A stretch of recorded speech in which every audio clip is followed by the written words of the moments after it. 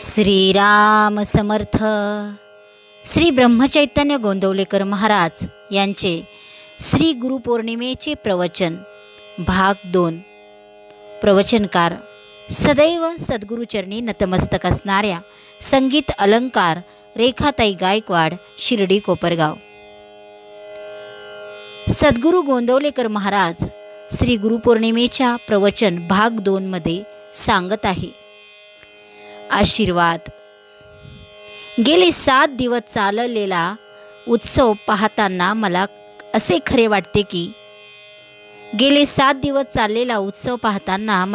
खरे वाटते की आता तुम्हाला सांगायचे राहिलेच नाही काही. ज्याची आपण पूजा अर्चा करतो त्याचा हेतू लक्षात घेऊनच त्याचे म्हणणे आपल्याला पटले आहे, म्हणूनच आपण त्याची पूजा अर्चा करतो. तुम्हाला सांगतो, तुमच्या आज जेवढ्या म्हणून अडचणी असतील त्या परिस्थितीत, ज्या परिस्थितीत तुम्ही गुंतून गेला असाल, ती परिस्थिती कायम ठेवूनसुद्धा तिच्यात बिघड न करता कसे वागावे हेच मी सांगितले आणि तुम्ही ते आचरणात आणता असा माझा समज आहे. बरे का? असा माझा समज आहे की तुम्ही आचरणात आणता असा माझा समज आहे. आपल्याला प्रपंचाशिवाय गत्यंतर नाही, ही गोष्ट खरी आहे. मनुष्य जन्माला येतो तोच पराधीनतेत येतो.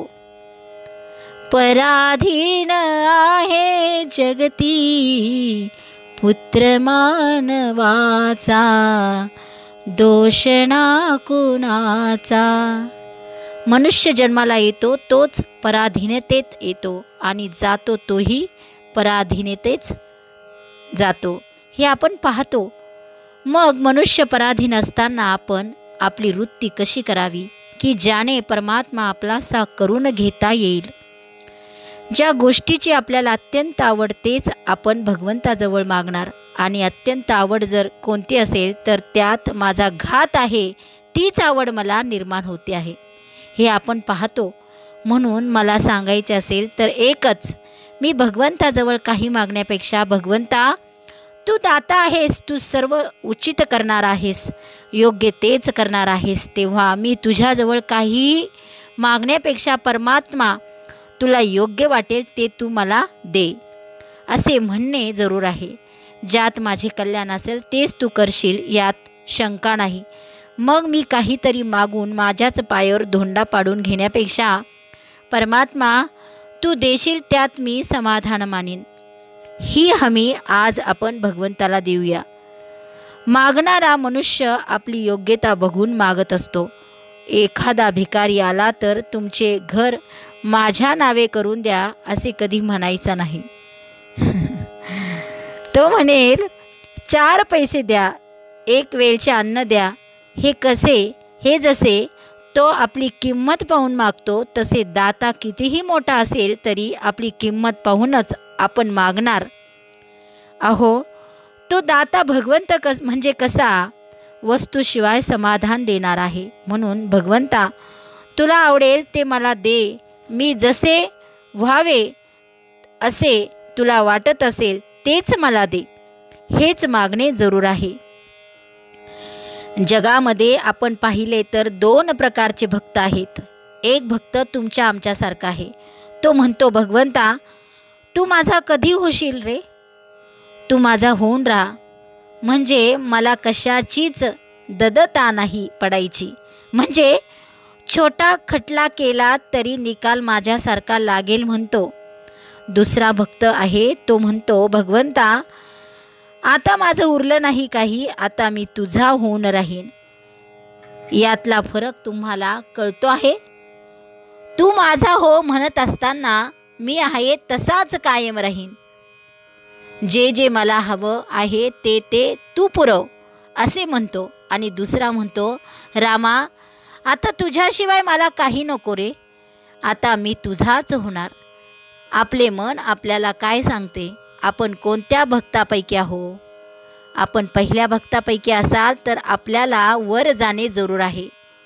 आत्तापर्यंत परमात्म्या मी मागितलेले तू पुरवलेस, आता माझे मागणेही थांबत नाही, तुझे देणेही थांबत नाही. मग वासनेच्या पोटीच माझा शेवट होणार असे दिसते. तर आता परमात्म्या, एकच गोष्ट कर, आता मागण्याची बुद्धी मला देऊ नकोस. हे परमेश्वरा, हे परमात्म्या, मागण्याची बुद्धीच मला देऊ नकोस रे. परमात्म्यासारखा दयाळू कोण आहे सांगा. लहान पोर आईच्या मांडीवर असताना आईने चमच्यातून काहीही आणले तरी आ करून पिते, आणि आपण भगवंताजवळ राहिले पाहिजे खास. त्या मुलाला खात्रीच असते आपल्याला आपल्याला मारण्यासाठी आई हे आपल्याला काहीतरी देत आहे अशी शंकासुद्धा त्याला कधी येत नाही ना. तसे मी म्हणेन गोंदवलेकर महाराज सांगताय, तसे मी म्हणेन परमात्म्याने ज्या अवस्थेत आपल्याला ठेवले आहे ना, त्या अवस्थेतच समाधान बाळगणे तुमचे आमचे खरोखर काम आहे. पण व्यवहाराची संगत सुटली तर नाही, सुटली नाही ना, आणि भगवंत तर हवा या अवस्थेत आपण काही करणे जरूर असेल तर व्यवहारात प्रयत्न करावा, अगदी आटोकाटीने करावा, पण फळ मात्र भगवंता तुझ्या इच्छेने काय मिळायचे ते मिळू दे असे म्हणून त्यात समाधान मानायचा अभ्यास करावा. तरच तुम्हाला साधेल, नाही तर नाही साधणार काही. आणि जो करील त्याच्या मागे परमात्मा उभा राहील. मनुष्याचे जीवन अति क्षणभंगूर आहे. आपण पाहतो ना, किती मोठे मोठे होऊन गेले, राम कृष्णादी अवतार झाले, मोठमोठे सत्पुरुष होऊन गेले, कोणत्या ना कोणत्या निमित्ताने का होईना, पण आज ते दिसेनासे झाले ना. एवढी गोष्ट खरी आहे ना. पण अशा सत्पुरुषांनी आपल्या बरोबरीचे असे काही मागे ठेवले आहे की ते त्यांच्या बरोबरीने काम करील. देहात असताना ते जे काम करीत तेवढेच काम त्यांची सत्ता करील, एवढी शक्ती त्यामध्ये आहे. ते गेले तरी त्यांची सत्ताच कायम करते. बघा, ते गेले तरी त्यांची सत्ताच काम करते. त्याचप्रमाणे परमात्मा गेला तरी त्याने आपल्याला वरदान देऊन ठेवले आहे, आणि ते जो जतन करील त्याला मी पावन करील, त्याचा मी होऊन राहीन असे वचन देऊन ठेवले आहे. त्याने सांगितले, तू माझा व्हावास असे तुला वाटते आहे ना, मग तू असे कर, अति दक्षतेने प्रपंच कर, प्रयत्नाला कधी मागे पाहू नकोस, पण फळ देणारा मी आहे ही भावना ठेवून तू वाग. जी परिस्थिती येईल त्यात समाधान बिघडू देऊ नकोस, आणि मी जे औषध सांगतो ते घे, आणि ते औषध जर कोणते असेल तर ते भगवंताचे नाम आहे. त्या नामात राहण्याचा खरोखर तुम्ही अभ्यास करा. इतक्या अट्टहासाने मी तुम्हाला सांगतो आहे. कोण म्हणताय? गोंदवलेकर महाराज सांगतायत की इतक्या अट्टहासाने मी सांगतो आहे, आणि तुम्ही लोक नाम घेत नसाल तर अशी शंकासुद्धा मला कधी येत नाही. कारण तुम्ही नाम घेत नसता तर इथे येण्याची बुद्धी तुम्हाला झाली नसती, म्हणजे गोंदावलेला. पण तुम्ही सर्वांनी असा निश्चय करा, नामाशिवाय जगणे नाही खरे, नामाशिवाय जगू नये असे मला खरोखर मनापासून वाटते. एकदा तरी भगवंताचे नाम घ्या हो. नाम घेत असताना एक दिवस एक नाम असे भयंकर येईल की भगवंत थरारून जाईल. नाम घेत असताना एक दिवस एक नाम असे भयंकर येईल की भगवंत थरारून जाईल, आणि मी सांगतो तुम्ही असाल तिथे तो उभा राहील खास. कुठे माझा तो आहे, कुठे माझा तो आहे असे त्याला वाटेल. मी सांगतो की काहीतरी सांगतो आहे असे समजू नका, बरे का. त्या नामावर विश्वास ठेवून तुम्ही वागा.